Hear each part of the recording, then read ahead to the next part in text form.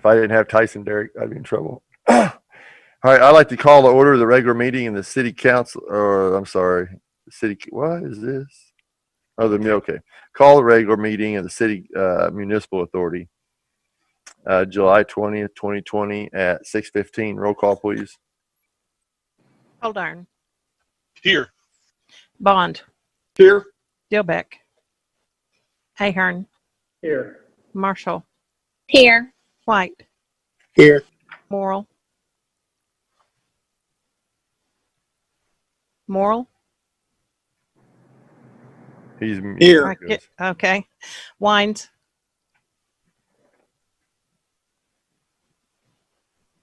Wines. Here. Sorry. Streller. Here. I do declare a quorum. This evening, Mayor? yes. We used the wrong date when you started that. You used July, and it's August 17th. August 17th. Yep. I was looking actually on the minute side where I was at. I'm sure Dixie got it. This evening, the roll call, or I'm sorry, the invocation will be by Kim Hayes. Kim. Yes, thank you for allowing me once again via Zoom this time, and I was able to successfully get on Zoom, unlike Phil. So, all right, let me pray with you. Heavenly Father, thank you so much for these that serve in our community, and Father, these have been difficult days, difficult decisions to be made, and Father, the time and the effort that you put in to this age. And Father, we just pray that we will just be guided by you. And Father, that you will allow this council to make wise decisions. And Father, so just guide their thoughts and their words, their actions. And Father, may this city of Perry, as we grow together and continue to do that in these days ahead, God, that you will give, just give resources and ideas that will just meet the needs here for our community. God, thank you. Again, for these that serve and their families, and we just lift them up to you tonight and ask it in Jesus' name. Amen. Amen. Amen. Thank you, sir. I really appreciate that. Yes, thank you. Item number 1 is the consent agenda.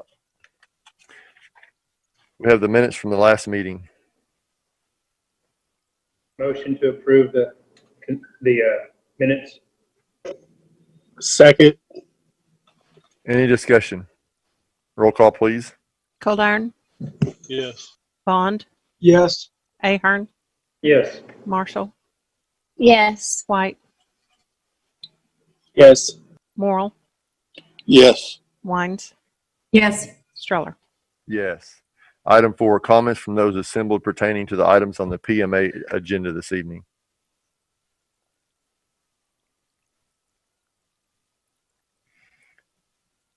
Hearing none. Item 5, proclamations, accommodations, reports, and inquiries by the governing body.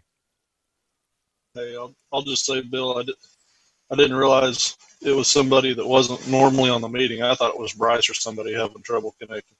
It's all right. Item 6, any new business that needs to come before the PMA this evening? Item 7, motion to adjourn. So moved. Second.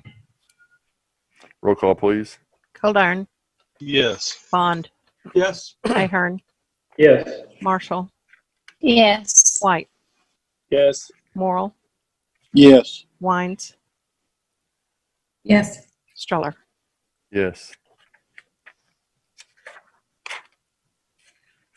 Okay. Okay. It's kind of weird. That's where I got messed up. My agenda does say July 20th. I don't know if anyone else's agenda says that.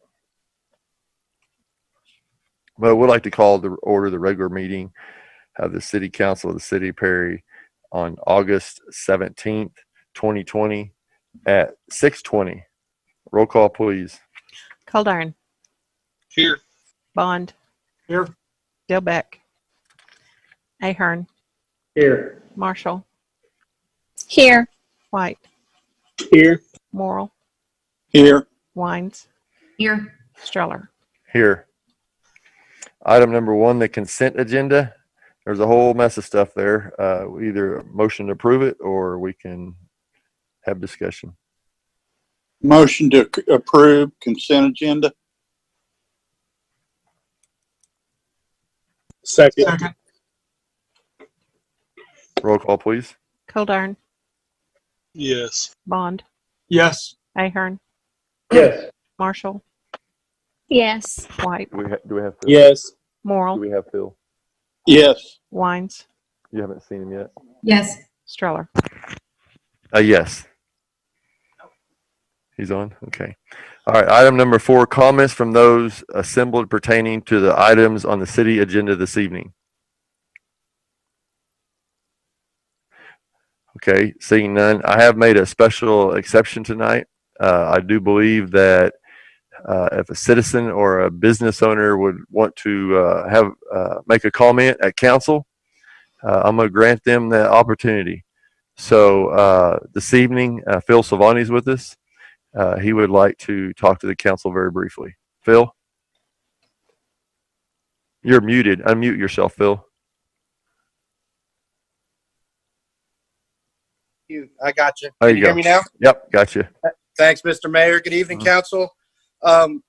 Several of us are business owners around the square have raised some concerns, and we've tried to get this done in several different ways. So now I'm going to approach you guys and see what you think. We're excited that the businesses are getting bigger and bigger, and more buildings are selling. But with that, in turn, causes a problem, especially with tenants on the second levels. What we're asking is we're having a lot of problems with parking vehicles on the outside perimeter of the square, or the outside perimeter. What we'd like to see is the tenants and business owners be forced or asked to park on the inside side of the square to have open parking spaces for us. What we're asking, several of our business owners are asking, is if we do a 90-minute parking limit or something to that effect, Monday through Friday or Monday through Saturday, and see if we can get that done on the outside perimeter of the square. If there's a way we can figure this out, making the signs, I would do that for the city at no cost. I don't know if right away it could be enforced, or we can just put the signs up and see if that works. That's my plight and my question to you guys. As it stands now, right now there's 3 businesses that we are all talking. 2 are on the west side, one's on the south, and one's on the east with these problems. On the west side, we have a lot of nurses that visit the lodge, that park inside. We have several tenants that live up there that park on the outside of the square. What we would like to do is ask them to park on the inside of the square during the day. Some stay overnight, multiple days. In fact, in front of ours and Denise and myself, there's cars that stay for 2 and 3 days without moving. So this is our ask to you guys, and to consider this helping us out a little. Thank you, Phil. Sorry that I didn't text you earlier and It was on my mind. I was supposed to, and then I headed home, and then I was done. we all get in that mode. Yeah. But anyway, council, Phil has brought this to me. He said he's talked to, maybe not him, but several business owners around the square have talked to their council people, and Phil then brought it to me also. And I just wanted to get it out there on the mind of all of the councilmen. I didn't want it coming from me. I wanted you guys to hear it straight from Phil. And Bryce and I talked briefly about this a week or so ago. I don't know if it worked. I see that Noel's with us this evening. But Bryce come up with the idea that maybe the chamber, if they could drive this and have some kind of coalition amongst the business owners. Hopefully I don't know, but hopefully most of the business owners on the square are members of the chamber. I don't know the percentages there. But if the chamber could have a discussion with the business owners that are parking on the outside of the square, preventing, patrons from being able to park right in front of the businesses that they want to patronize. But So not to interrupt you, we've gone that route already with the chamber and Main Street.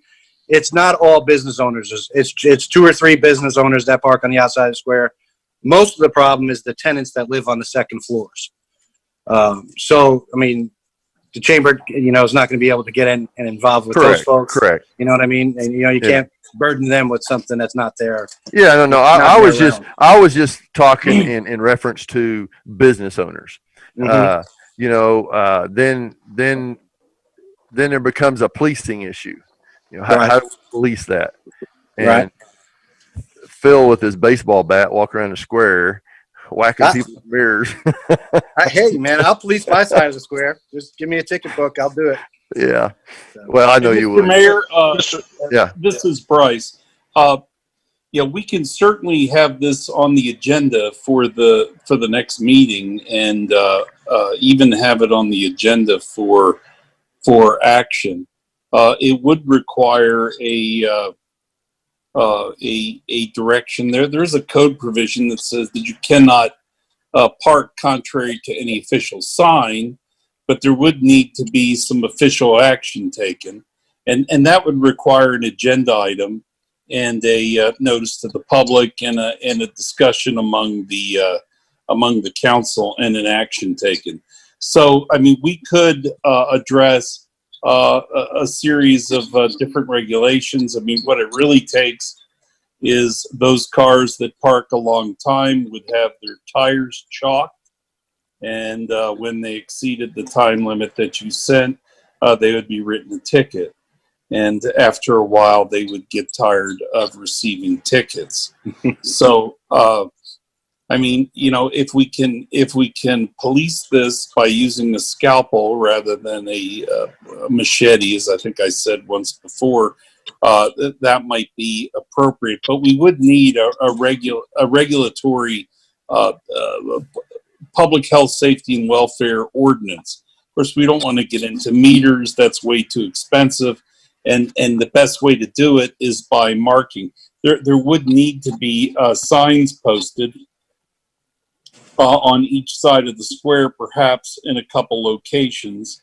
And of course, the way folks, you want to try to decrease that clutter of signs. Maybe they can be attached to other signs that may be there.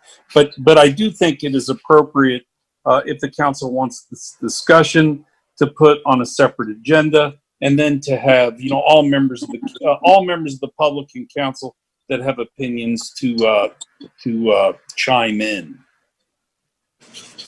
Would we have like a Bryce? Would we just have an agenda item? We wouldn't have a public hearing.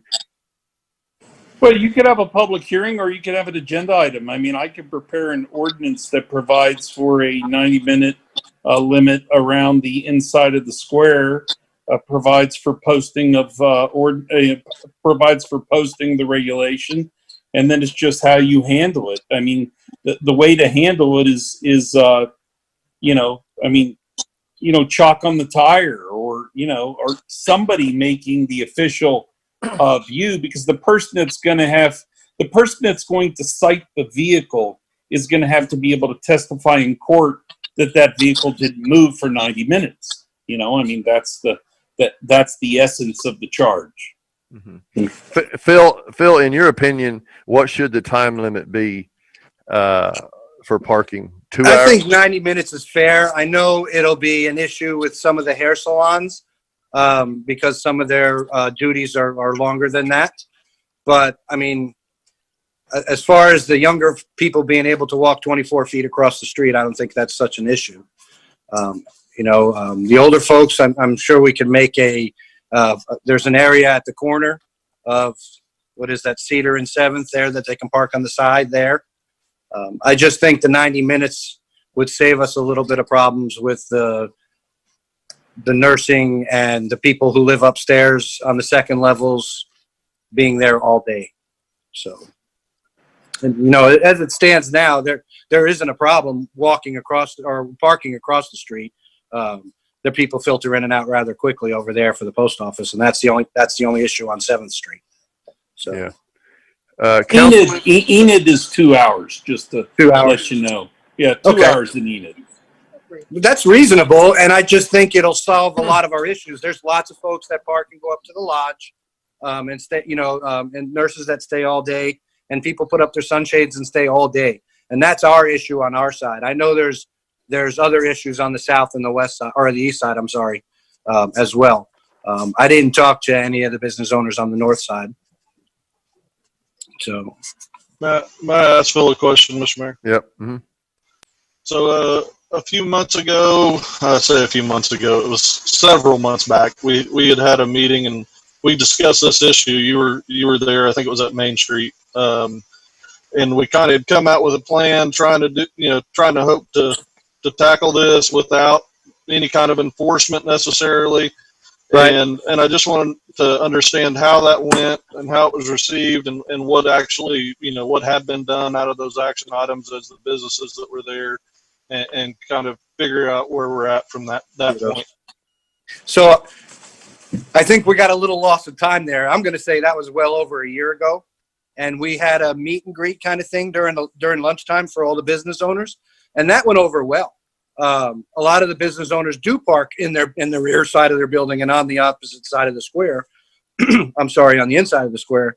And a lot of the issues don't come from the business owners, I don't think, except, I don't want to name names, but there's only one or two that are an issue there. And the bigger issues are the tenants upstairs.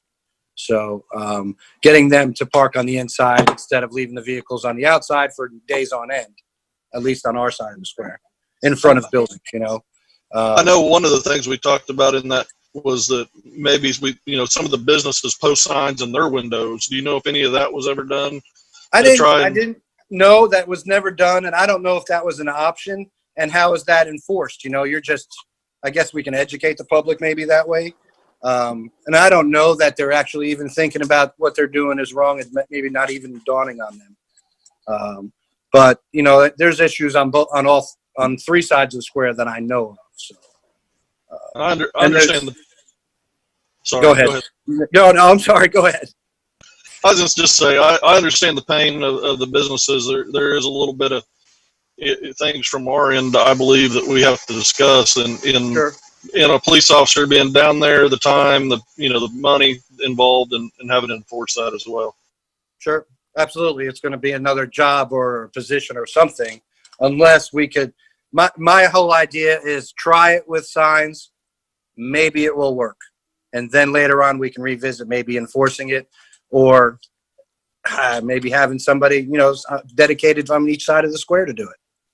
So, Yeah. Well, we do want to promote more and more downtown living. That's the whole Main Street idea. And it's coming. The apartments above our building is almost ready, and now that the IOOF sold, if Jim's been building sells on the east side, that's 4 or 5 more apartments. So, and then again above the other building next to Doc Miller's old place. Yeah. So and it was my son actually looked at the building down the old chiropractor building, and it's got apartment upstairs in that one too. Sure. So Yep. so this is something that we're just on the cuffs of.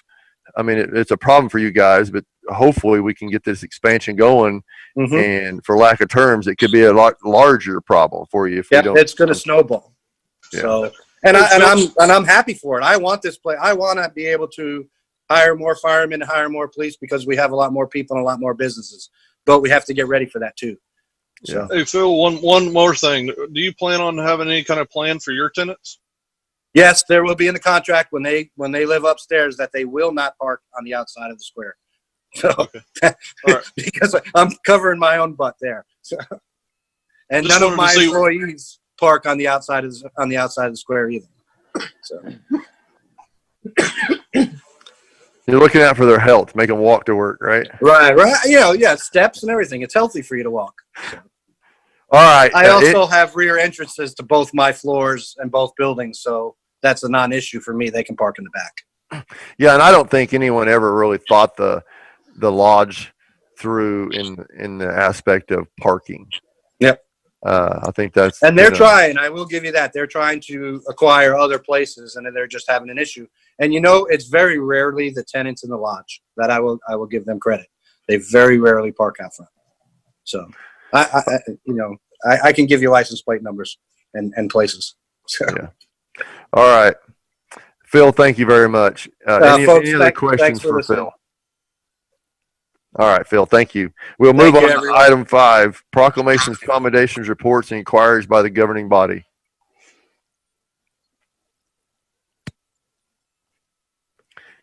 Seeing none, we are moving to item 6, the city manager's report and monthly update.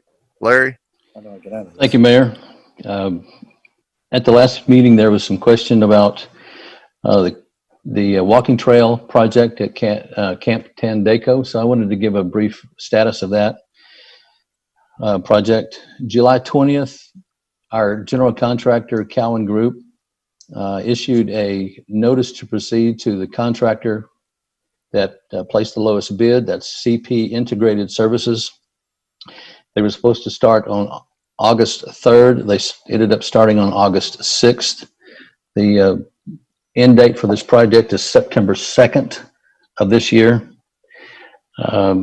So I asked Brenda to go out and look at today, and she's talked to some of the folks out there, and it's progressing nicely. So any questions about that particular project? Okay. I also wanted to ask if there was any further concerns or questions that the council might have regarding the splash pad project. I believe Melanie is with us, maybe Kristen Hughes, and they're here if you have any questions that we can help with.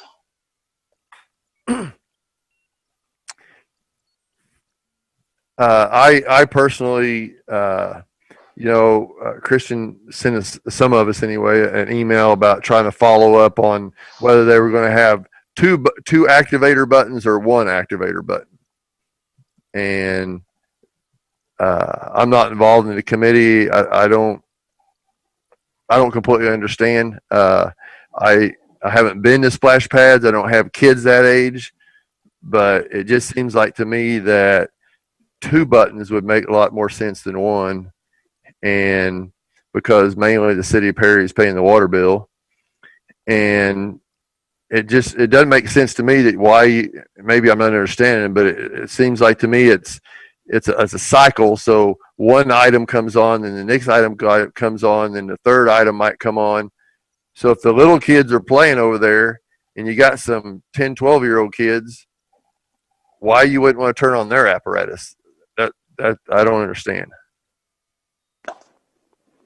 Hey, Bill, this is Melanie. Mm-hmm.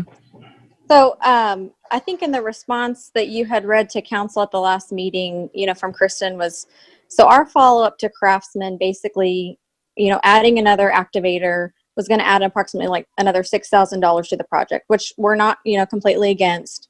We were asking Craftsman, their thoughts and if they had any data on if you add another activator, if that, saves money, or if they have some data that would show us how much water we might save. Unfortunately, they didn't have any access to data like that. What they did say was that more times than not, what they found was by adding another activator, it actually caused some confusion with the kids. And so say I'm there with my littles and we're just in the toddler area, and I turn on that activator and that's running its cycle. And then some bigger kids come. Well, the bigger kids know I need to hit all of these activators to turn on all of the sequences. So they're kind of running around hitting them all anyways.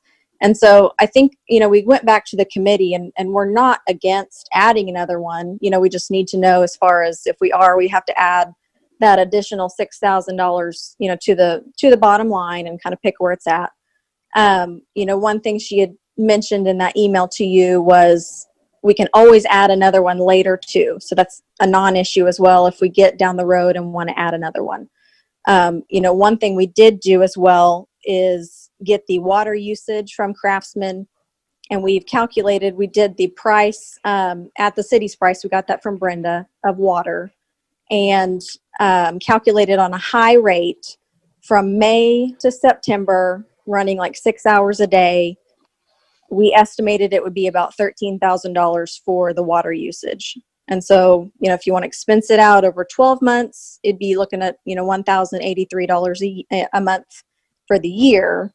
So, we just wanted to be forthcoming with, all of the information, the cost of the actual, the extra activator, the cost of the water, and all of this stuff before we move forward with scheduling a groundbreaking. Well, and I appreciate that, Melanie. But in my experience, is anything you come back and do later is going to be a lot more expensive than you doing it right up front. Sure. And it's of my opinion, or I should say, I disagree with the confusion aspects of the older kids and the little kids. But I'm not going to fight it. Whatever you guys want to do, it's your project. I just wanted to look at it from the aspect of the city also. Right. And we don't want to, bring something to council and not get everyone's opinion on, both issues, the cost of the water on a yearly basis. And, if everyone feels more comfortable adding another activator, we definitely want to take that into consideration.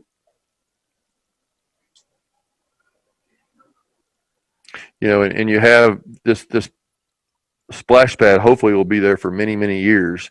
Yes. And so we're talking about $13,000 a year, but how many, let's say 5 or 6 years out, how much water could be wasted because we didn't put a $4,000, $5,000, $6,000 actuator in there. Sure.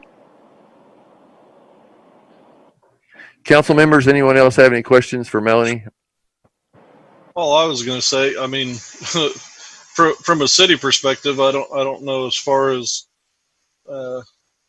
what our accountants think here, but 1 year we could pay for that $6,000 Exactly. pretty easily. So adding, even if the city had to chip in and put that extra actuator in, I don't know what the thoughts there are from that side. Tracy's trying her best to smile. If Russ was here, he'd be throwing something. I know. I figured I might not get yelled at since Russ or Meredith are. Yeah, this is probably being recorded. We don't want to get in trouble with Russ. Of course, it's going to be, we love to save money, but, got to make the best choice long term as well. Well, wouldn't you say that if we had to, an extra $6,000 up front instead of $13,000 a year would be a better solution? That would certainly seem like that would be our better choice. If those are accurate predictions of additional costs, then most certainly. And actually, that wouldn't be accurate because it would only reduce it by that one feature, right, Melanie? Yeah. Well, what the extra activator would do in hopes and in theory is that if just, the big kids come and they know that their activator turns on just the big features, that they would utilize that.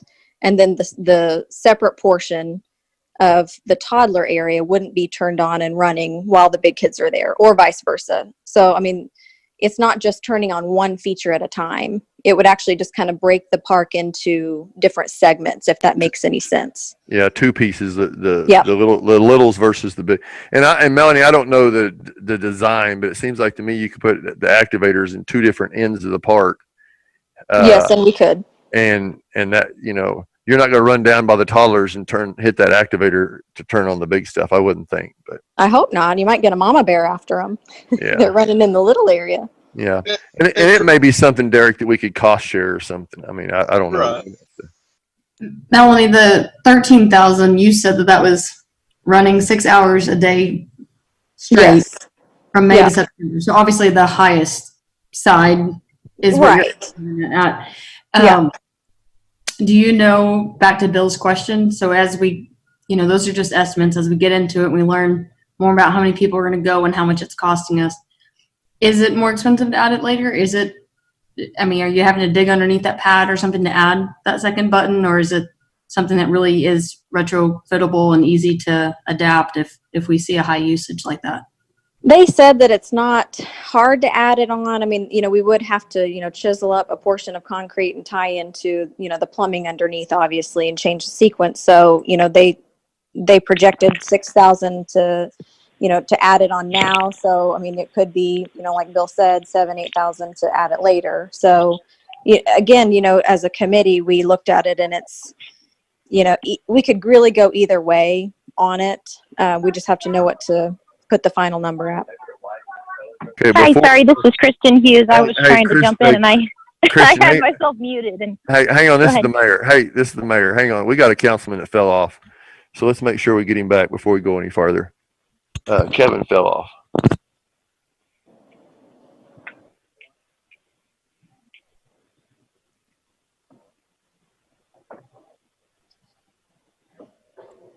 Councilman Bond fell off the meeting, so we want to make sure we get him back on right quick.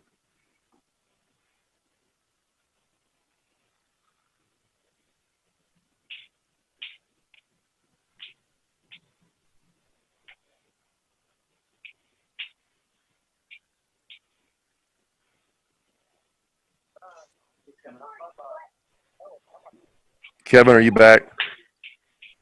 I think so, yes. All right, cool. All right, Kristen, go ahead, please. I just wanted to jump in real quick now that I finally got myself unmuted here. Sorry about that. Sorry. So if we were to come back and retrofit, since we're talking about basically doing one on like that lower impact toddler area, that would be very close to the end of the splash pad. So really we would be coming on the outside of the concrete anyway. So the retrofit would be fairly simple, but I mean, like you all have said, we would rather do it up front. I don't think necessarily the cost of the activator up front, that $6,000, is a deal breaker for us as a committee. We just don't necessarily, based on the conversations with Craftsman, we didn't necessarily see a huge water savings because, I mean, majority of the time it's going to be a mixture of smaller kids and bigger kids. The bigger kids know they know how it works. They know if they push the button, the water's going to come on, and they want it to happen more and more and more. So, I think the discussion, go ahead. Didn't you say that they come on in different sequences? So is it a possibility that just the littles, theirs would be the only apparatus on for a time period? If say it was just a toddler at the park, yes. No, I'm talking about if it was one activator. You said if they hit that thing, one apparatus will come on for a little while, then the next one comes on. They don't know what's going to come on, correct? Yeah, it's typically like a mixture, so it's not necessarily one at a time. It's usually several at a time, but again, we would be able to control that up front. We set the sequences with Craftsman when we're programming it, so we could do it to however we wanted. But typically, it's a combination of features, not necessarily one at a time. Yeah. So, question, I mean, I kind of have my opinion, but for you two that have been to several different splash pads, if you went with a toddler and older kids, wouldn't you want the toddler one to be on all the time while your toddler's playing around that one and not be running around the older kids in the bigger ones just because it's on? Yes, I mean, like if I would Yeah. had all my kids and then the both activators, I would probably leave them both on so the littles would hopefully stay in their area and then the big kids could go play in their area. Thank you, Derek. That was my next question, because once littles go off, they're going to get bored and really quick. Okay. Weren't you saying that you can set up the sequences at the beginning? So if you can have more than one apparatus on at a time, when you push the activator during your planned sequence, couldn't every time you have something in the toddler area and something in the big kid area come on, so that there's always something on in the toddler and always something on in the big kid area? Isn't that how it works? Yes, I think we can definitely do that. I think our probably approach would be whatever Craftsman typically does, whatever they see successful at other parks. It would be how we would initially set it up. But yeah, I would foresee we always basically have something in the low impact area, or the toddler areas we're referring to it as, on. Because the goal of the different areas is to minimize some of the the crossover between, you know, a 10-year-old kid who's going to play a lot rougher than a 3-year-old kid. But having said that, we know, I mean, we've all been to them. We're not going to say, oh, you're 10 years old, you can't come over here. If the water's on, if it's a feature that they like, they're going to play with it anyway. So the crossover is going to happen. We just try to make it as safe as possible for all the kids.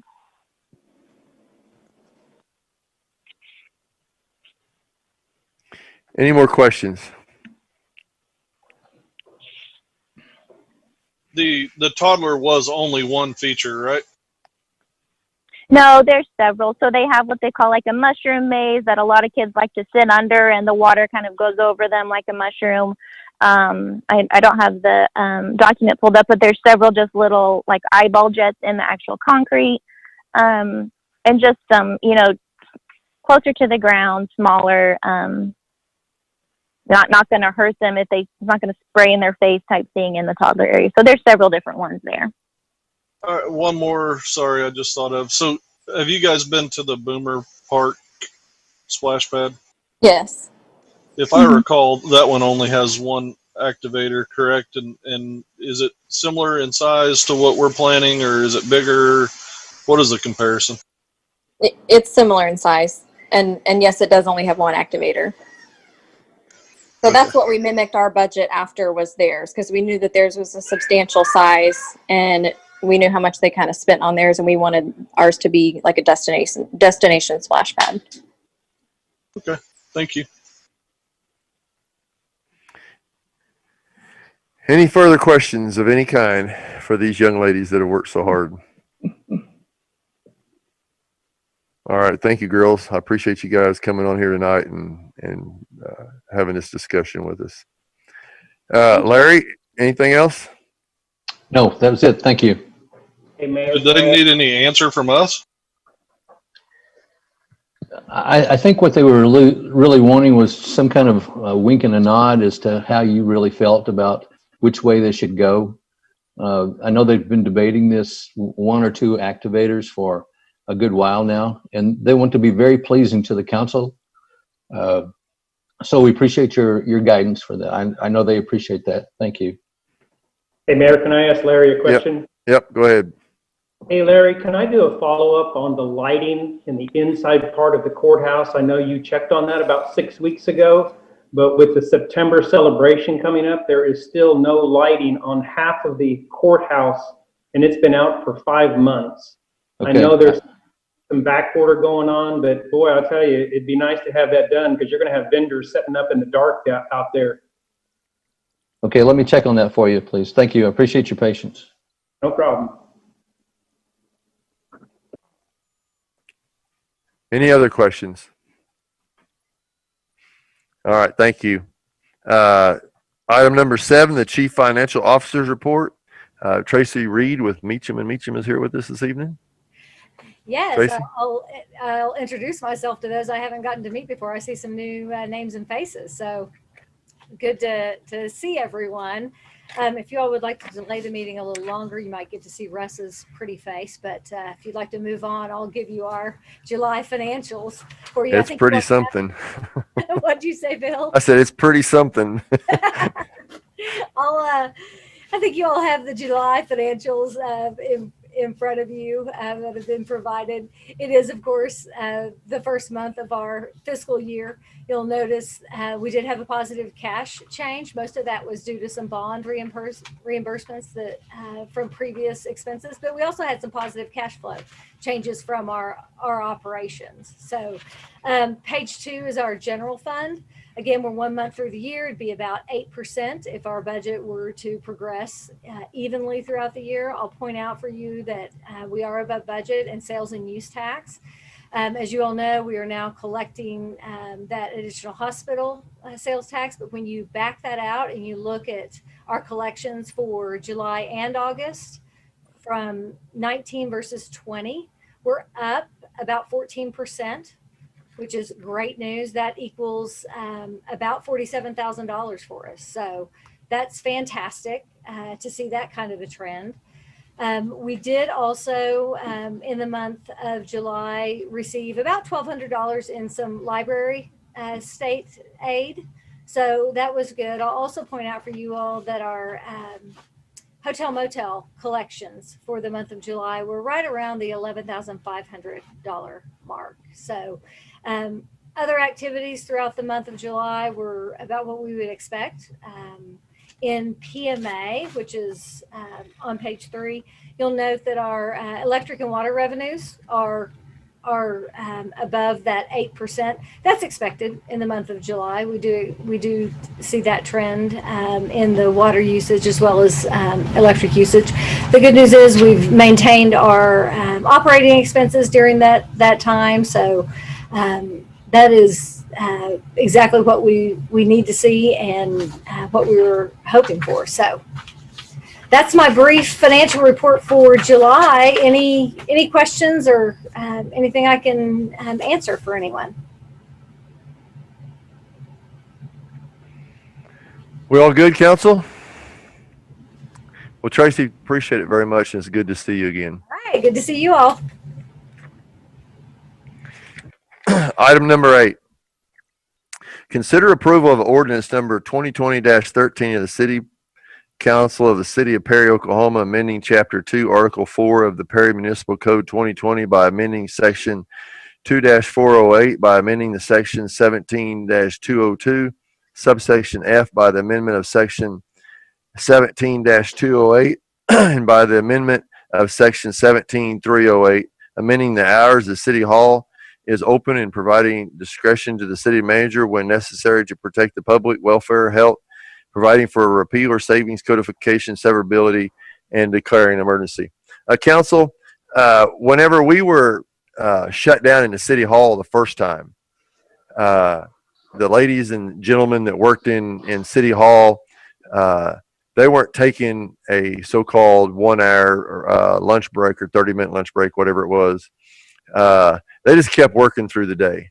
And so they were working from 8 to 4, conducted business as normal, doing emails and phone calls and whatever, Facebook, whatever it took to get the job done. And they were very successful.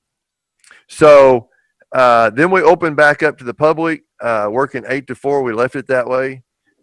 It worked out really well for the employees here and for getting everything done with the public, and the public starting to kind of get used to that. So now we have City Hall shut down again, and we're still in the 8 to 4 mode. And so what this ordinance is, it gives the city manager the discretion to set the hours at City Hall. In the past, the hours were set from 8 to 5, I believe. And so this just kind of gives the city manager the discretion to close City Hall or open City Hall to the public, and the hours of effectiveness for the situation we're in. So that's what this is all about.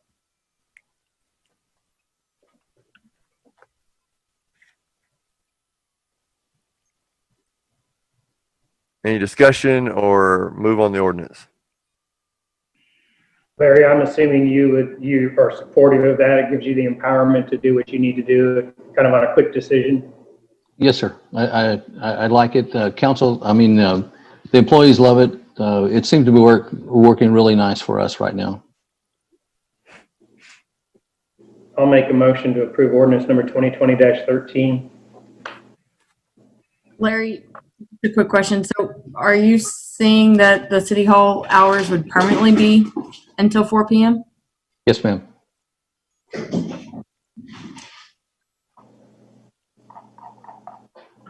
Personally, I think that's really difficult for people to get to you if they need to. That's well, during the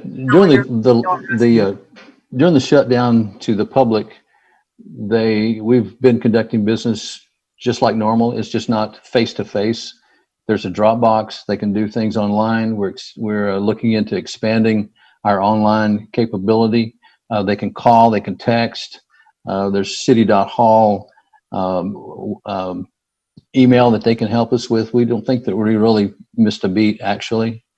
The only thing that we need to make certain that we advertise is that we are 8 to 4 instead of 8 to 5 now.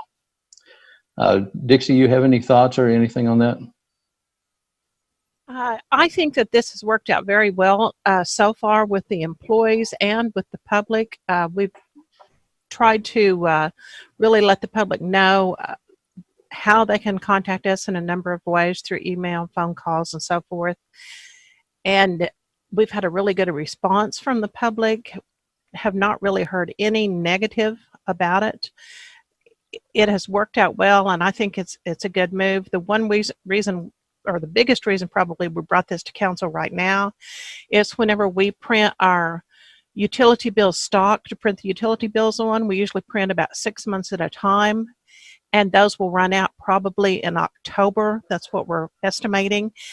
So on those utility bills, it's pre-printed that we close at 5 for the purposes of the 20th when the bills are due, that's when the bills are due. So we would continue, if this were to pass, we would continue up through October when those pre-printed bills were used, that we would, on the 20th, collect everything from the drop box at 5 p.m. to make sure those were all considered on time, because we wouldn't want our bills that went out to be misleading, and we would not actually start the bill cutoff until that stock was all run out, and we're looking at that being the November billing.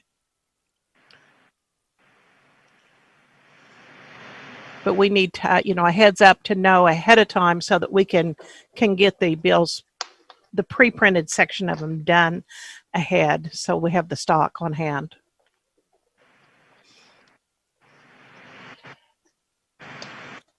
We have a motion. We need a second to carry on. Second. Any further discussion? Roll call, please. Coldarn, Yes. Bond, Yes. Ahern, Yes. Marshall, Yes. White, Yes. Morrill, Yes. Wines, Yes. Streller. Yes. A motion on the emergency this evening, please. So moved. Second. Second. Roll call, please. Coldarn, Yes. Bond, Yes. Ahern, Yes. Marshall, Yes. White, Yes. Morrill, Yes. Wines, Yes. I'm sorry, I couldn't understand you, Jamie. Yes. Thank you. Streller. Yes. Item 9, consider approval of extension of the municipal solid waste collection and disposal contract. I know, Bryce, if you wouldn't mind handling this, I know you've been working hard on this one. Yeah, Mr. Mayor and Council, this is really good for us. As you know, Mr. Davis agreed to no increase in the solid waste collection and disposal bill for 2021. He's actually agreeing for no increase for 2021, 2022, and 2022, 2023, which is no increase for the next 3 years. In addition, what he's giving us is some options to renew the agreement in subsequent years, which quite frankly is great for us. In fact, I can tell you of no reason at all that I could come up with where you wouldn't be in favor of this, because the advantage is for us. Now, for him, he doesn't want us to go to someone else, but understand these are all options that we have. It's not commitments. The cities can't be committed for longer than 1 year. Now, there are a few changes. The only changes which are really relevant are, one, people are going to have to start bringing their trash to the street if, in fact, they're supposed to bring it to the street. Most places in Perry, it's collected from the alley. But the rule was that you just had to put it within 10 feet of the street, and now you have to put it adjacent to the street, immediately adjacent to the street. So don't make the trash workers walk on your property, put it out by the street. That's one change that's made. The rest of the changes that are made are really at the end of the agreement. Bryce, are you Yes. saying that if it was used to be picked in the alley, that now it has to go to the street, or they Oh still? no, I'm sorry. No, most trash will be continued to be picked up in the alley. Okay, thank But you. if I'm you sorry. did put it in the street, put it out next to the street. Okay, The rule I'll follow used to be within 10 feet of the street. So put it next to the street. Easier for them to collect. Now, the eighth option, which we approved back in May, that will be terminated. That whole agreement had two more options in it, and all that will be gone because those subsequent options, and there are two of them, provided for 2% increase. So the new contract will provide for a number of options, but the next two options will be at no increase. In addition, there was a provision with regard to protection of the streets. We've talked to Jimmy about that. We don't feel that needs to be in the agreement. If you saw the original document, there was some language there. We agreed that could be removed from the agreement, but his crews are going to be conscious to limit destruction of our streets, coming over the edge and crushing the edge of it. That's really the deal. It's all for us. So I recommend approval of this agreement. Well, I have a couple things. We do have a whole bunch of the edge getting crushed, and firstly, I want to say that I appreciate his side of this, and that he does a great job. I'm not trying to take away from that, but we do have a bunch of edges of streets and things being rippled up, and issue with that. And then the second thing, so you're saying even 3 to 5 feet off the road would be an issue, and where I'm going with that is we have so many places where those trash cans get pulled to the edge of the street, they get blown over, stuff gets blown around, or it's just bags at the edge of the street, versus, for example, mine is about 3 to 5 feet away from the street, and I've got a brick wall that keeps everything within it and keeps things from being blown around as much as maybe some of the other instances. So those are my concerns. Well, they try their best to collect all the garbage. I don't know that Jimmy. I don't know. Is Jimmy on tonight? No. Okay, because he suggested he might be. He does his best to correct. To collect the garbage. I don't know that having it any further away is going to be that they're not going to pick up your trash. It's just we're not going to set a 10-foot rule. You need to put it next to the road to the extent that you can. I've never had Jimmy in the 20 years, 30 years that he's done this really raise an objection to the under the contract. So, Bryce, do we have an ordinance that says that your trash has to be in a trash container and not just a trash bag at the curb? Yeah, it needs to be bagged.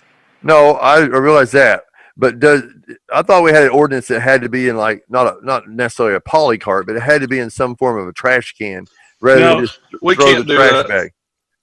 We can't do if I got to pick up 12 or 15 bags of leaves every 3 to 4 months, I can't. No, I don't have room for a can. Oh no, they pick it up if it's in bags and out by the street. They'll pick it up.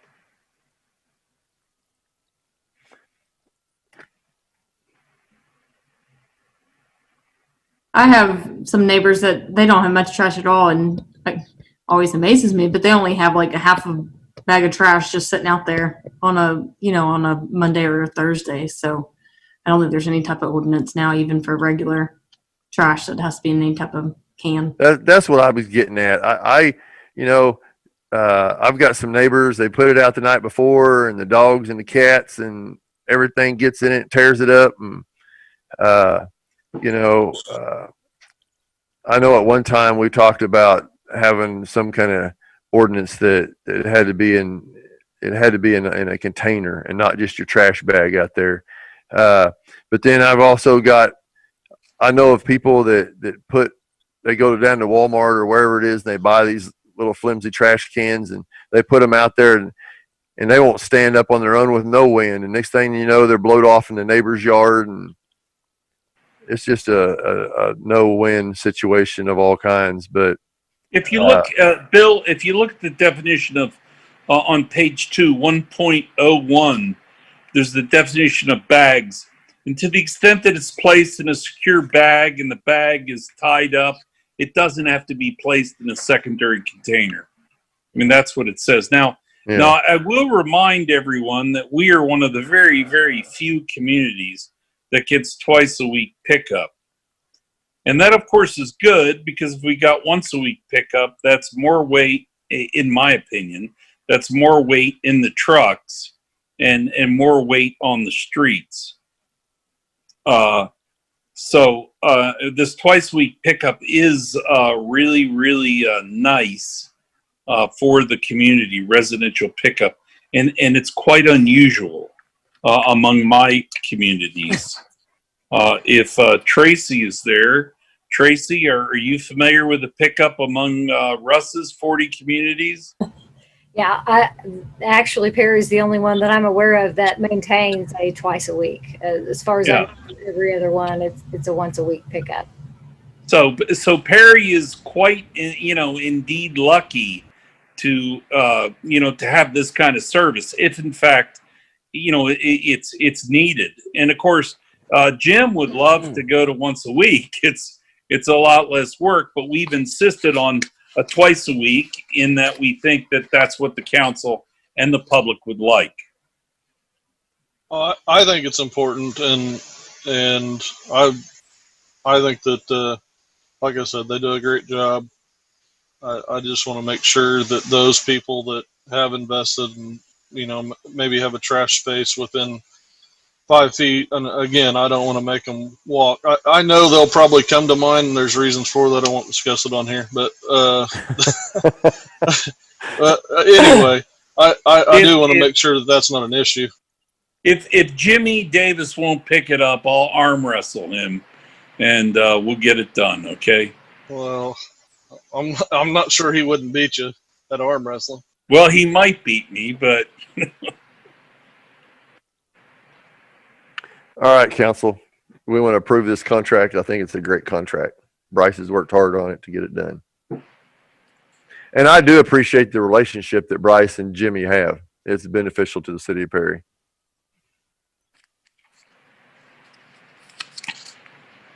Motion to. Go ahead. Motion to approve contract. Second. Any further discussion? Roll call, please. Clarn, Yes. Bond, Yes. Ahern, Yes. Marshall, Yes. White, Yes. Morrill, Yes. Wines, Yes. Streller. Yes. Item 10, approval of certain equipment and supplies for the water department from Oklahoma Contractor Supply in the amount of $7,680.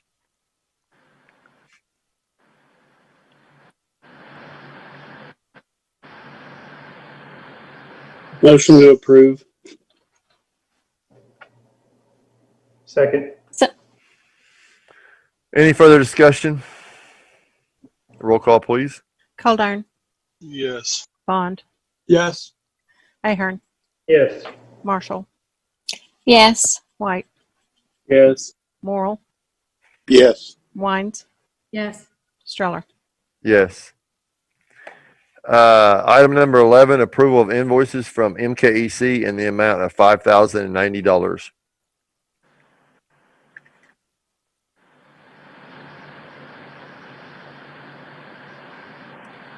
It looks like it's for some preliminary drainage work that we asked MKEC to take care of.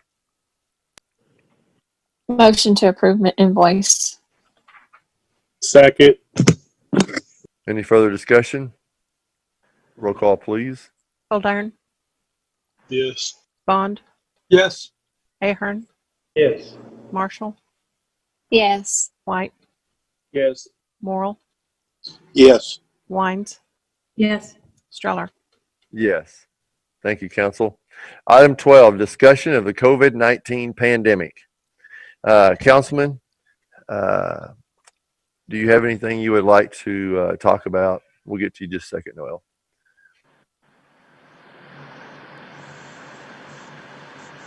Seeing none then, Ms. Noel Black from the Chamber of Commerce is here, and I believe she wants to give us some kind of update on the 60th celebration. Yes, Noel? thank you, Mayor and Council. As many of you know, our Chamber of Commerce Board met on August 12th, and that was our day to make the decision whether we were going to proceed with planning for the Turkey Strip celebration or cancel the event. After much discussion, and we did go into quite a bit of discussion, we did decide to go ahead and plan Cherokee Strip celebration. We did decide to change it. If you saw our post and our email that we sent out to everyone, it is going to look different this year. We tried to uphold the tradition of Cherokee Strip celebration, and so we do plan on doing the parade. We had looked at several options for rerouting the parade, trying to stretch it down different avenues to handle the crowd. There's just not a way that we can move the crowd. If we move them on Fur, which was a suggestion, then we have our police having to barricade Fur, and we also have to detour all of the wide load traffic, which then would have to go down Cedar. So we did have a lot of options that was brought to the board to reroute, and like I said, that just wasn't something that we thought that we could do. Plus, knowing how the community feels about the parade and how they're used to tradition, we didn't feel that we would properly get people to line in a different route. So we do plan to move forward with the parade. We are going to cut down our entries. We don't plan to have near as many as we normally do. If you've attended the parade, you know that it's probably one of the longest parades, I think probably in the history of parades. It does go on for some time, but we are going to, we're not going to take near as many entries. We also are moving all of our entries online. So if you are going to register for the parade, you'll have to go onto the chamber website and fill out the parade registration and sign up online instead of calling in and trying to get signed up for the parade. We also discussed our food trucks. That was something, just knowing that that's the day, those were some of the biggest traditions that we felt the community wanted to see, was the parade and food trucks. So we do plan to move forward with those aspects of celebration. However, we are not going to have our vendors downtown.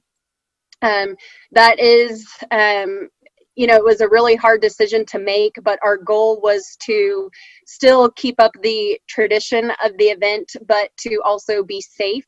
We do have a lot of healthcare officials on our board, and, you know, they really discouraged us having the parade and the event as a whole. But listening to the community and business owners and everything that they want for celebration, we felt that this was the best thing that we could do to provide its tradition, but still try to remain safe.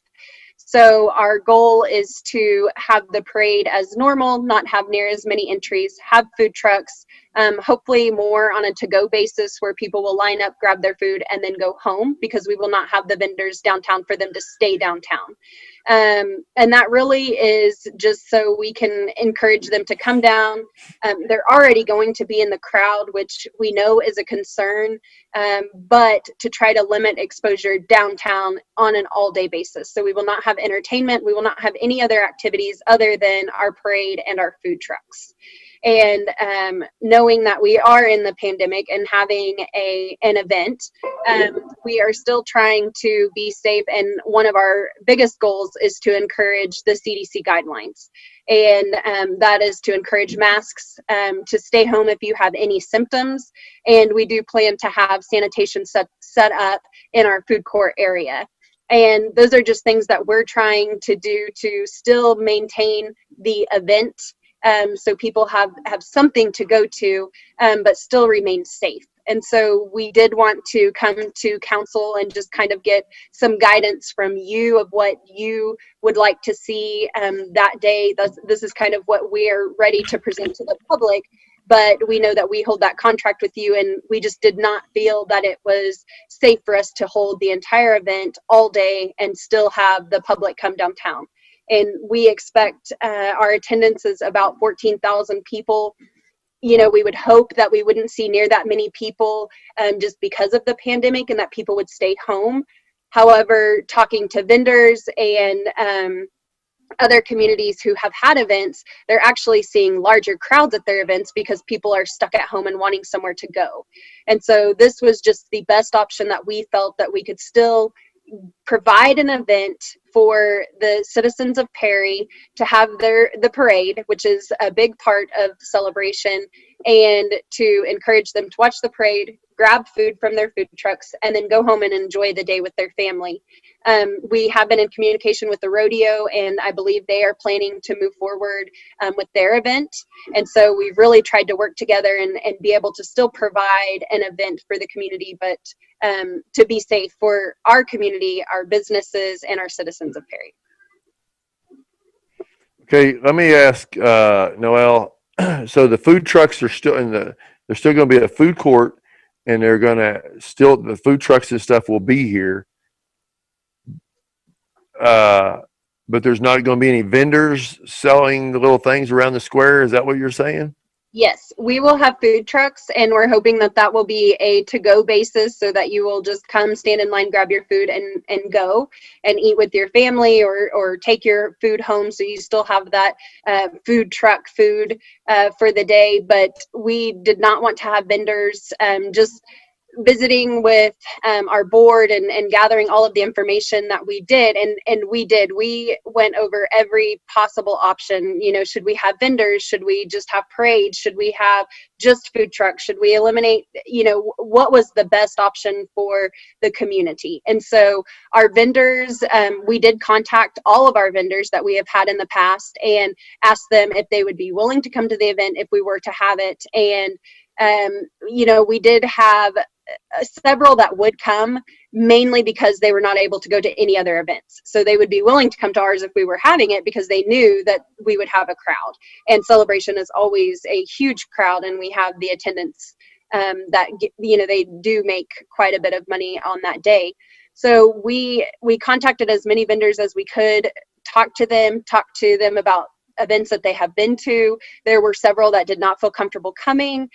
We would have to put the responsibility of having the crowd at 6 feet and having masks if they felt comfortable. And it put a lot more responsibility on us to have to put sanitation stations around the square. We would have to have masks provided for the event.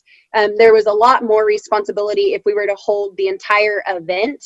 And we did, like I said, we did discuss with our health department contacts and our health officials just about the safety and welfare of our citizens by having this event. And of course, we're still going to have a crowd for the parade. We are going to encourage the CDC guidelines, but our thought process is that if we can have them down there for a couple hours, the exposure is limited, as opposed to having it all day, having entertainment, and having the crowd walk around the square.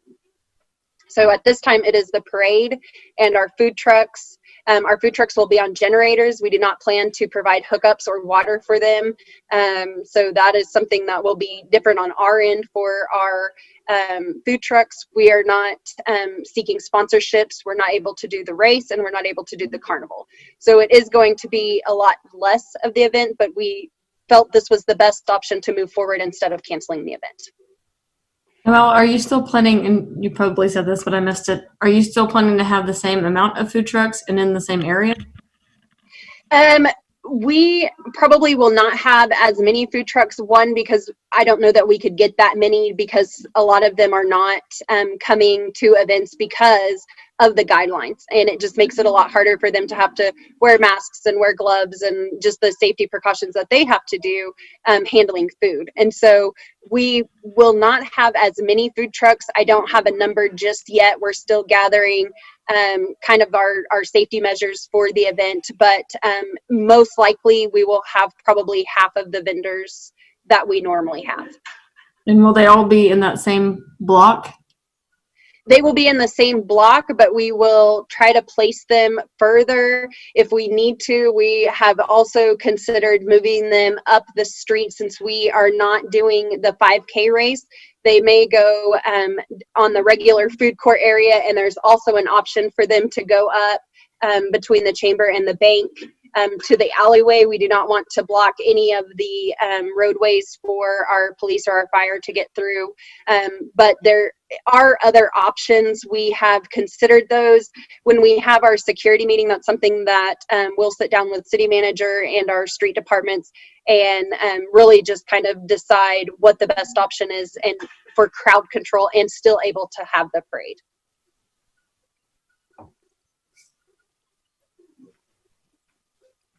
Thank you, Jamie. Any other questions?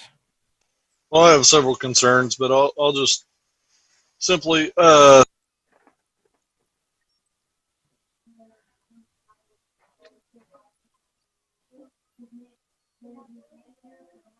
you there, Derek? Did we lose him? oh, nope, there I am. I Okay. don't know what happened on my mute. So I don't know what all you heard, but we heard nothing. You have some concerns. okay, concerns. But a couple quick questions. And I won't go into all the concerns, but have we considered maybe moving the food trucks down to the parking lot by the YMCA where the carnival was, maybe as a way to migrate people out of the square? And then two,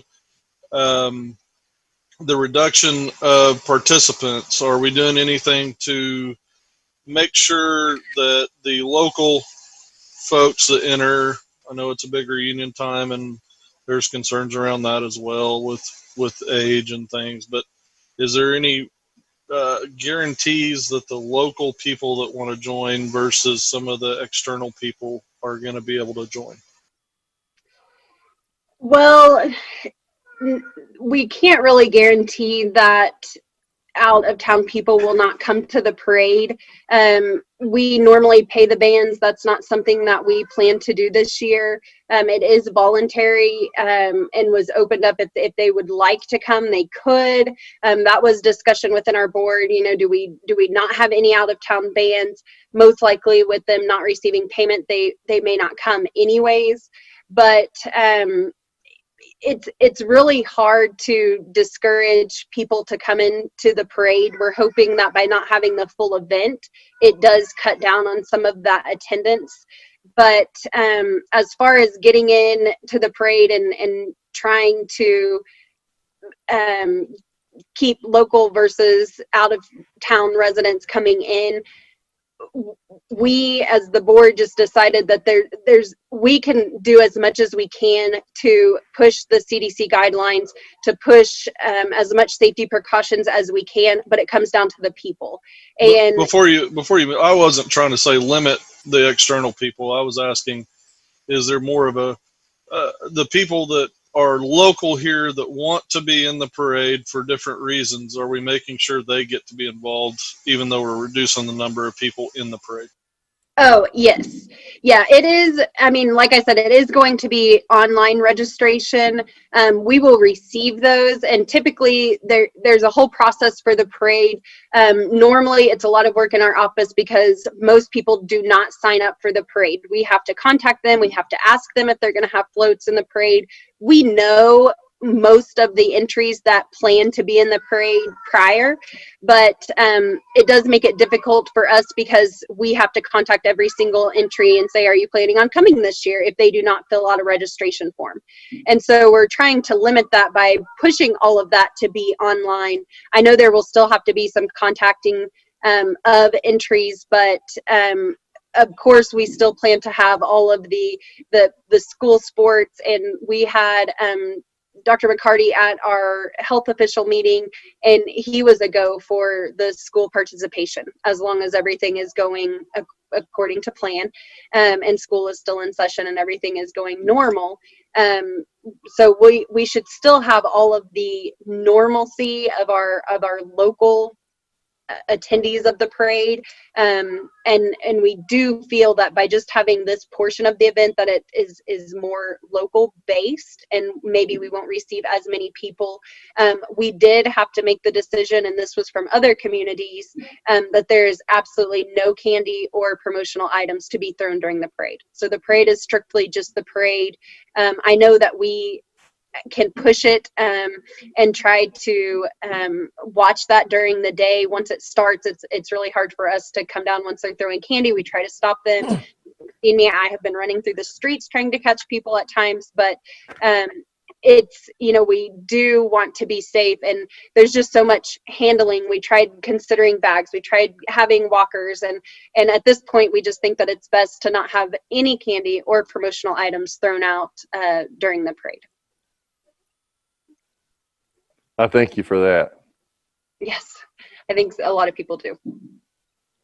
Is there a maximum number of parade entrants that you have in mind? I don't have it yet.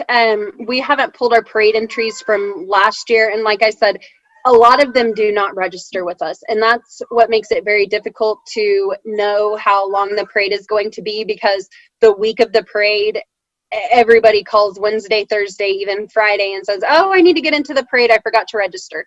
And we understand that that happens, but just with the pandemic, we have to know who is going to register so that we can keep our entries down. I believe we normally have over 100 entries, if not closer to 200 entries, and that number we're hoping to keep 75 to 125, depending on what the actual number of entries is. So along the lines of her question, if you don't have a total number yet, do you have a cutoff date that you're definitely going to hold to this year? Yes, they have to be registered by that Monday. We do have a parade committee that does the lineup, and they work very hard to get the lineup together and route the parade and keep them in line once the day starts. So that cutoff day is Monday. I believe it is the 14th. September 14th. We will not accept entries after that. And that's just one thing that we are going to have to push, not only just the CDC guidelines to put out, because we do want to keep everybody safe, but we also have got to be really diligent about our parade entries.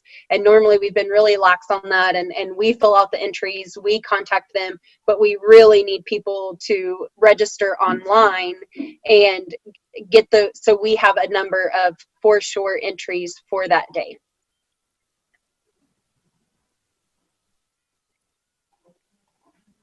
Anyone else? Will there be any big communication out to people? I don't know how you would do that exactly, but to let them know that that deadline has to be met.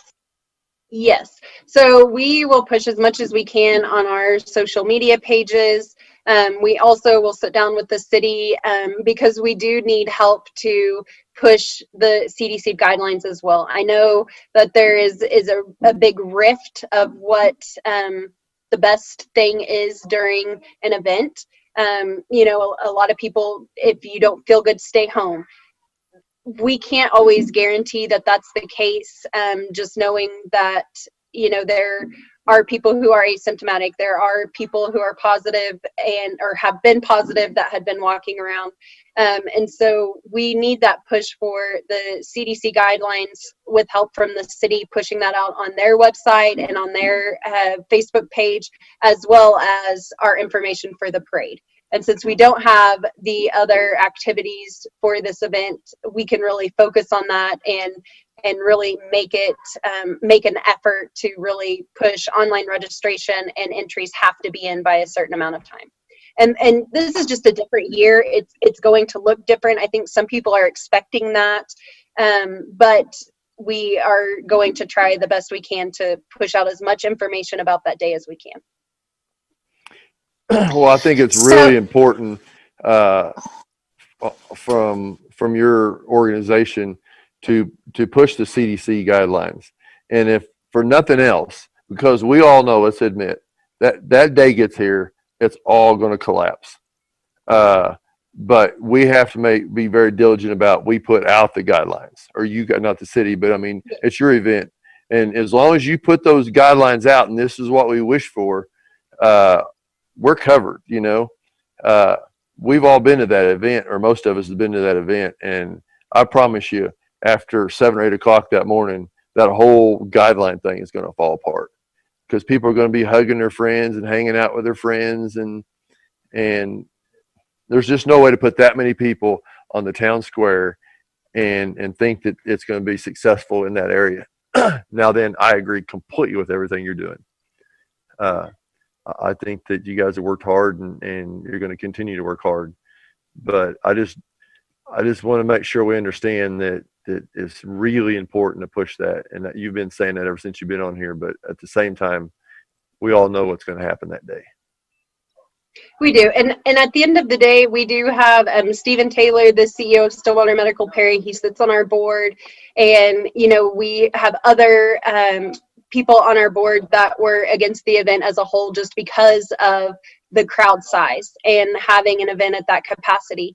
And this was a very difficult decision to make, just because we know that that crowd is very large, and there isn't a way to maintain all of the CDC guidelines.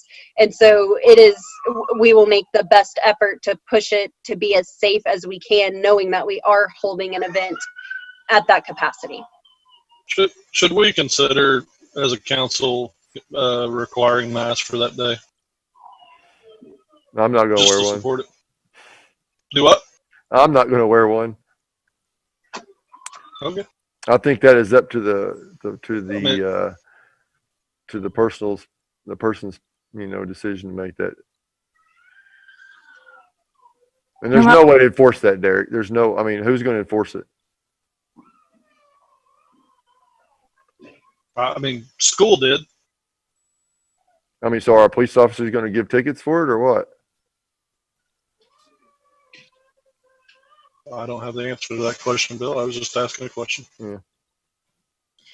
And while I do think you guys really do need to think how you're going to plan those food trucks. I mean, it's always a mess standing in line as it is. Those trucks are all next to each other. You know, every time you have to ask, which line are you in for? You know, are you in the taco line, or are you in the lemonade stand line? And you guys are really going to have to think that out to make sure that those lines are clear, and people can, if that's what y'all are hoping that they can enjoy, I think it needs to be planned out. And we're aware of that. We do have some options. And like I said, that's something that we still have to sit down with. We do a security meeting normally prior to the event. And that has been in discussion. We brought that up at that health official meeting, was how to work the food trucks. Basically what we got was the go ahead of, yes, we want to move the event forward, or we want to cancel the event. And so a lot of these details are not worked out just yet. We will work on those and make sure that we are providing the safest way possible as we can, holding an event to this size. Like I said, there are options on other streets to be able to move food trucks, and they will have to be on generators, which allows us to space them out further. And so we will definitely take that into consideration. I wouldn't expect them to look the same. We know there's just no way possible to keep that many food trucks in that small of an area. So we will space them out the best we can, and we'll do our best effort to make sure that we can keep the food court area spread out so we can keep the crowd, you know, apart.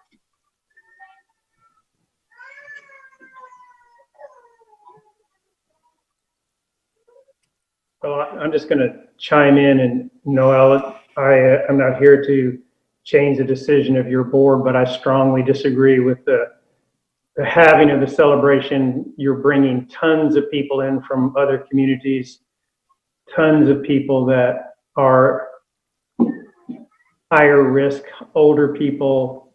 We're all admitting that there's no way to follow the CDC guidelines. So we're basically saying, well, we did our best.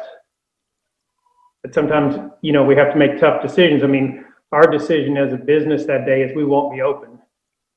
And, you know, those are decisions that have to be made sometimes in difficult times. I think you guys are doing everything that you can do, but I think we're all sitting here admitting that there's no way that people are going to follow those guidelines. So if we know people aren't going to follow the guidelines, then we have to question, why are we having the event? And again, I'm not trying to change your board's decision. It's not our decision as a city council to change the decision that you made as a board, but it concerns me greatly that you and the other board members are already, and many of the council members are already admitting there's no way we're going to be able to control and implement CDC guidelines given the size of the crowd. That's a concern to me as a city council member, as a business owner, as an individual. And again, I mean, people. Sorry. People have I will to make, say that we are, oh, sorry, Derek. We are definitely coming to the council for guidance. And if this is something that the community is opposed to having, we completely understand. I will tell you that this was such a difficult decision. We were split literally between, I mean, half and half of, are we having it or are we not? And it comes down to the tradition. We talked to the community, we talked to business leaders, and even though it was a very difficult decision and there were several opinions that we should not have it, there were several opinions that we have to have it. We have to have this event. This is tradition. And we do want to look to the city council, and we agreed to have this event knowing that we are going to monitor numbers. And we receive those reports weekly, if not daily, and Larry can attest to that, that we are watching our numbers. Stephen Taylor, like I said, he is on our board and he has been very vocal about this and about the event, and trying to make sure that we are not only looking at just our county's numbers, but as our district's numbers. And if you look at those, they are very high. And you do have to look at recovered numbers as opposed to active numbers. And so we are still planning to move forward with the event, but we also know that if numbers are to rise and we are not able to have the event, that is the decision we have to make. And this is something that we want to come to council, like I said, and you know, we do this event through the city. We're contracted to do this event, and we don't want to do something that the council doesn't agree with either. So, you know, we do want to hear your concerns, and that's something that we can take back to the board. We made that decision to move forward, so we had something to go off of because we had to make a decision. But we want to hear from our city and our council of what your thoughts are. Sure. Brian, I'm sorry. If you were to, you know, poll the city council members, or whether you were to pick 20 random people off the street, it'd probably be 10 and 10. So I'm not criticizing your decision. It's a very difficult decision. I'm just expressing my personal opinion, my business opinion, and an opinion as a city council member for the safety of this community, because we can look at COVID numbers all day in Perry, Oklahoma, but we all know that people for this particular event aren't just from Perry. And that's the problem that we have. And again, I'm not trying to change your decision. I just want to be on record that I'm not in favor of the event. I'm less concerned about tradition. I'm more concerned about the public health of our community as a whole. And I'll say as much, and Bill, you can jump in here too. I mean, I can't remember a time when we didn't have this event, and in my entire life. And I think it is very important. The tradition is very important. And Noel, you know, I've always backed you in making sure that we do have this event. But the more we have this conversation, the more I get worried about the news and what Mr. Ahern is talking about. That, you know, if we don't require masks and we don't, you know, all these different things, and we don't have a way to enforce it and everything else, what will that look like a week afterwards? Those numbers, maybe the numbers are great going into it. What will those numbers look like a week afterwards? And we do have young kids going back to school. Maybe those numbers change between now and then. But I do have a very strong concern, and I'd like to say that as well, that I agree. It would be very unfortunate not to have this event, and I know that the people of the community look forward to it and everything else, but it is of high concern, especially with the amount of older people in the community that like to go as well. I have to say I'm overly concerned myself. I know it's a tradition. I just had tickets to the Cheyenne, Wyoming Frontier Days that for her 40th birthday, and it's 158th year. It's they've had it through the Great Depression, they've had it through wars and everything else, and this is the first year they're not going to have it. But I have to go on record with Brian and Derek. I'm overly concerned. I'm not sure I'll have my own family there.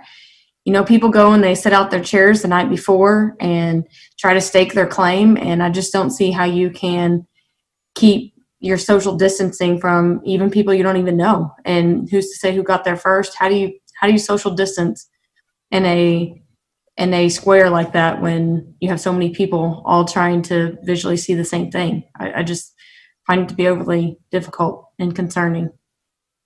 Yeah, and I will tell you, we had the exact same concerns, honestly, and you can even tell through council. It's black or white. There are people who are in favor, or there are people who are not. It's very hard to have a gray area for something like this. And we expressed the same concerns, and really, of course, like I said, we will watch numbers. If it becomes numbers are rising and we're not able to have the event, of course we won't. But it comes down to the people's responsibility, and we can push them as much as we can, and that really comes to the people's responsibility, and if they choose to follow those guidelines. And this is something, we beat this at our board meeting as well, just because we did have health officials on our board that were against having an event like this. And so, like I said, we're coming to you for guidance, and if this is something that the council does not want to have, we respect that decision as well. Let me say a few things, Noel. It is true that we will not be able to maintain any type of guidelines when that day comes, but the town square is a lot bigger than the BMAC ball field. Now, granted, per square, there's going to be a lot more people down there, but there wasn't a giant concern about us holding 5 or 6. I don't even know how many tournaments we held this year, but we held a lot of tournaments, and a lot of people came from a lot of different places, and they were packed in there, 400 or 500 people in that ball field. And I don't know that our community has suffered a whole lot from that. Now then, there's not a place in the town of Perry, nor anywhere else that I go to, and I travel around quite a bit in my business, that there's much social distancing going on right now. You can go in pretty much any place of business here in Perry, and people are standing around talking, hanging out. I think people have, I don't want to use the word got tired of it, but I think people have moved on from the concept. I think that people have to start making decisions on their own. It shouldn't be up to the Chamber of Commerce. It shouldn't be up to the City of Perry or anyone else to make that decision for myself or my family or my neighbors. I just think that there's not any social distancing going on right now. So I am concerned that we have that many people in Perry. Don't get me wrong, I really am. But it's not happening anyway. So. Well, I'll say that I agree. People need to make their own decisions and be smart about what they do. At the same time, I disagree I mean, I've recently been in a lot of situations where, for example, if I'm in an office space, there's taped off area and I have to sit within my 3-foot space just to be able to pull my mask off and talk in my taped off area, and you cannot leave that taped off area without putting on a mask. And things like, if you do, everyone else calls you out. Things like that. Well, that's I mean, at your workplace. I'm talking if you go downtown to Homeland or Dollar General or Tractor Supply or O'Reilly's or. Okay. I get it. I'm just saying there's a lot of places where social distancing is happening. And for example, we've got a town 20, 30 minutes away. I know it's bigger, but you have to wear a mask no matter where you go until you get to your seat, that kind of deal. And I don't know how you police it. I don't have those answers. I'm not an expert. I'm just making sure that I speak my concerns like I others respect have. that. I would rather see a parade actually happen and us have it on the news for a whole bunch of empty seats around the square and just a big, huge deal on the news than us lose a decent amount of population. I'm not saying we will, just saying that it would be interesting if we could come up with something else that would make a huge amount of news. Can always watch the parade on Penn. Do we know of any other towns that are holding their celebration? I know that Blackwell canceled the fair. I don't know if they have any type of celebration other than that. The city council agreed to have the fair in a limited capacity. In the livestock building, you were required to wear a mask, and they were going to temperature test you. They weren't going to have the carnival. They were going to have 12 vendors there. But the fairgrounds opted to not have a fair if it was so limited. Are we having a fair here, Noel, or do you know? Has that been canceled? As of now, we are having a fair, and there will be stricter guidelines that they will have to follow. We did talk to Blackwell. I received that text that night after that decision was made. I'd been in close contact with their chamber director, John Robertson. Enid is having their, they don't call it celebration, but they're having their celebration type event. Perkins had made the decision to have theirs. They did release that they are not having a parade, but they are having all of the other activities. And several other communities have canceled. And like I said, we weighed these decisions of other communities. I mean, some communities are canceling events all the way out to Christmas. And so it's really up to the community what they decide.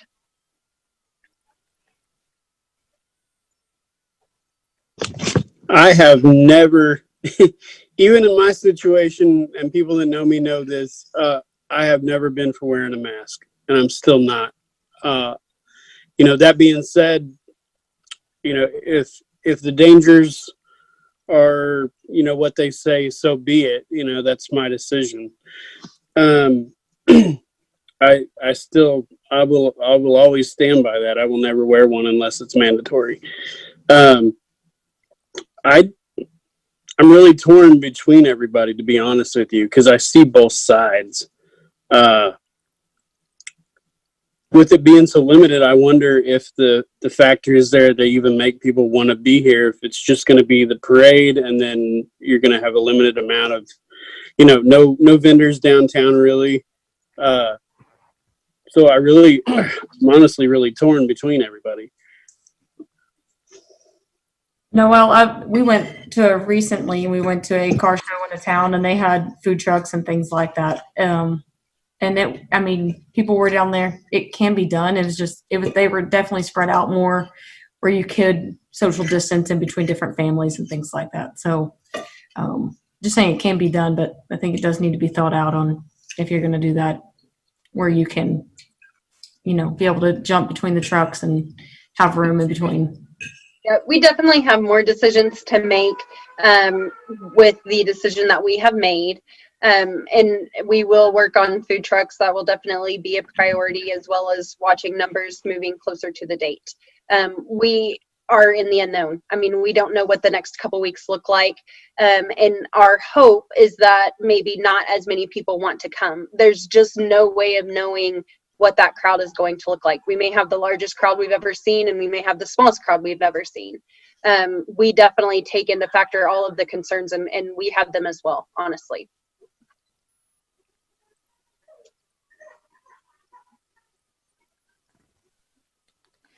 All right, So, counsel. I'm sorry. Go sorry. ahead. Nope. Sorry. Go ahead, Curtis. Just one more thought.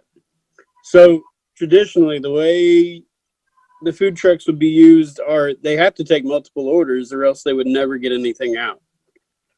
So they can't just take one order and serve that, and then take one more order. It's just impossible. So once a person orders, if you have several orders, which has to be, I mean, are you going to have? Can you even have two areas where everybody is that separate? I mean, I think it really boils down to everybody needs to know their own risk. And if they know that they shouldn't be there, then they probably shouldn't be there. And if they feel okay with it, then I think that's their decision. But then that ignores people that are being dragged there by their parents, and then they risk getting infected and spreading it to other people that didn't want to be there. That goes back. It's not just a personal responsibility issue. We're talking about entire families here. Entire groups are going to be moving around. So, and it's not just like Kevin says. It's not just the people at the square. It's after they leave the square.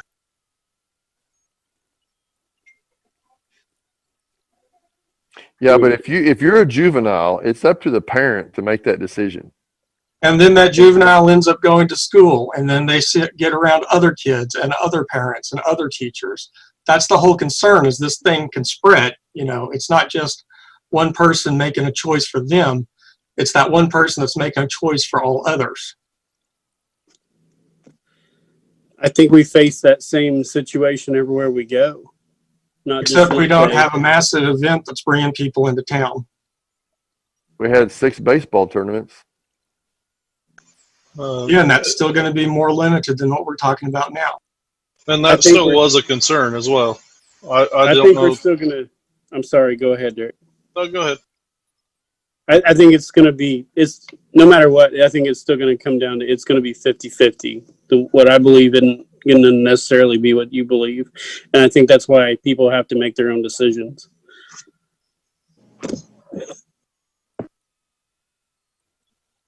Well, and we also had the option of not having food trucks. It was just, you know, with the parade, I mean, that was kind of our main concern, was having that crowd. So the thought was to try to shorten it to not have the crowd staying downtown for the entire day. And, you know, that still is an option if that's something that we need to consider, is not having food trucks. But, you know, we're still having the crowd coming down for the parade. And so either way you look at it, having an event, no matter what, is going to bring the crowd, whether it's at the food truck court or during the parade. I think that you can have the food trucks. I think that we can have them spread out at the Y parking lot, the street, the alley, to where they're far enough apart that there be 6 foot between people. I don't see the problem with the food trucks. I don't see the problem with the food trucks, and it's kind of irrelevant anyway. If you bring everybody in there and you pack them around the square to see the parade, it's not any different than standing in line at a food truck. And Curtis is right. There's going to be a group of people, 3 or 4 people standing there trying to collect food while they're taking orders. It doesn't really matter where we put the food trucks. I like the idea of spreading them out, but it's not any different than everybody just being on the square for the parade.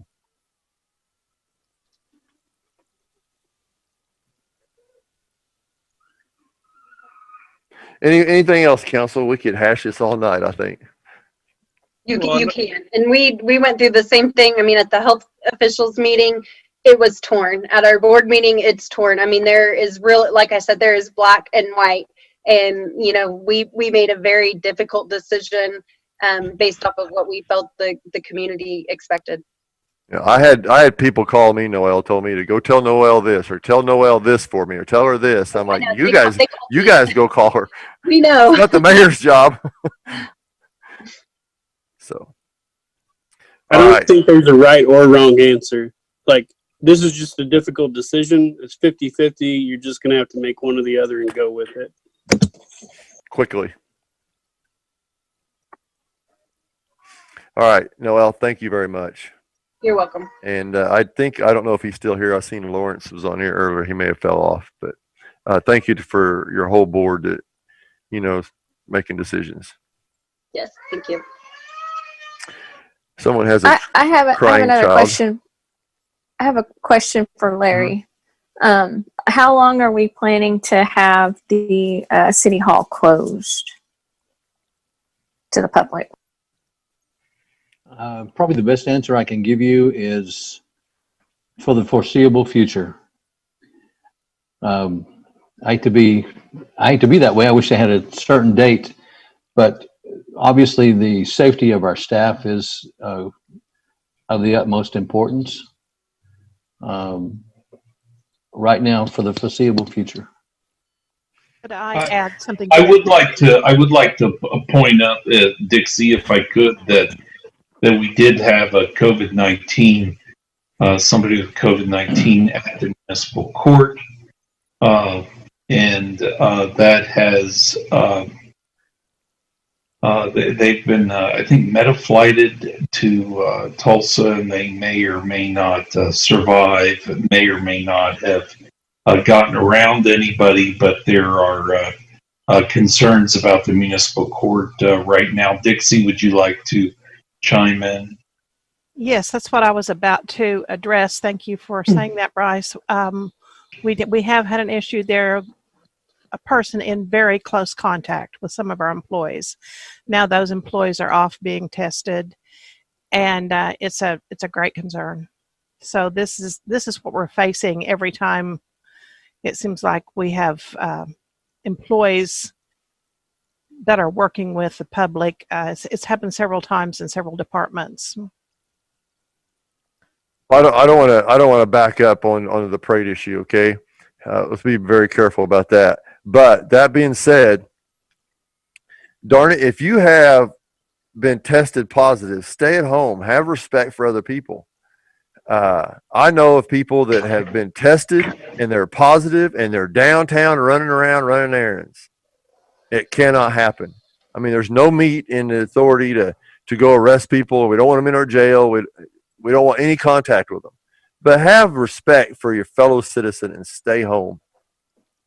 I agree with you wholeheartedly, Bill, but I also say that does back up. It's kind of crazy that we close offices, but we don't back that up into the parade. Well, I'm just saying I don't want to start another discussion about a 30-minute parade discussion. We've already been on it for 30, 40 minutes. And we could have it for another hour and a half. But we had two people that come into City Hall and moved here new and come in here to get utilities. And the next day or two, we found out that she's positive and he just tested positive. And they were here in City Hall.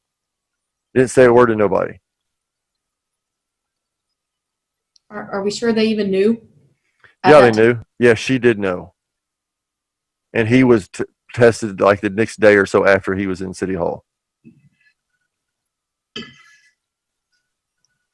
Do we have a certain criteria we're looking at on rates or numbers of active cases in which the scenario would be that we could reopen City Hall?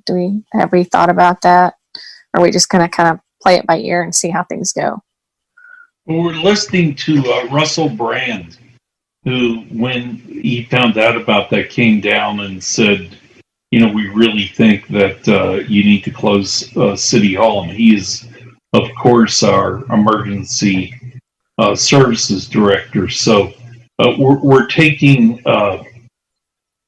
we're taking our cue from our person who has been appointed in that position. I guess that's the best. I guess that's the best I can say about that.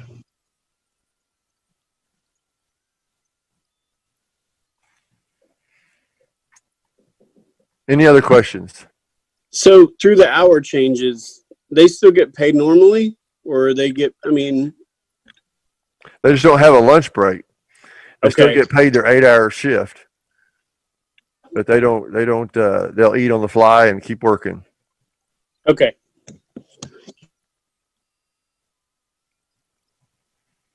Any other questions? All right, item 13. Any new business that needs to come before the City of Perry, the council meeting this evening? Hearing none, item 14, motion on the adjournment. So moved. Thank you, Brian. Thank you. Thank you. Roll call, please. Coldarn, Yes. Bond, Yes. Ahern, Yes. Marshall, Yes. White, Yes. Morrill, Yes. Wines, Yes. Streller. Yes. Thank you, council.